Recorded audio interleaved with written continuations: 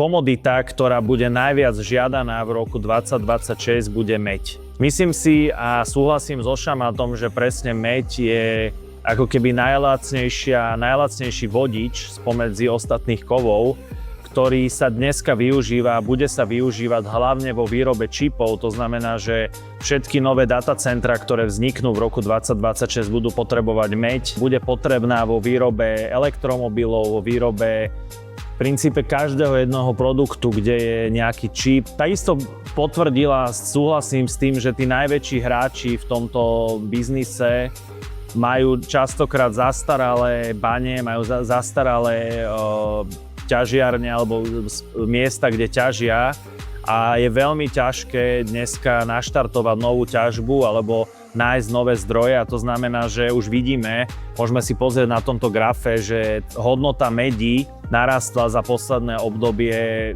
o takmer 50% a Šamat si myslí, že tá meď bude naďalej rásť a myslíme si, a ja s tým súhlasím, že môže prekonať hranicu $10 v priebehu tohto roka. Keď sa pozrieme na najväčšie spoločnosti, ktoré dneska ťažia meď, ako napríklad Freeport McMoRan alebo Glencore a iné, môžeme si tuto pozrieť ich grafy, vám ich zobrazím.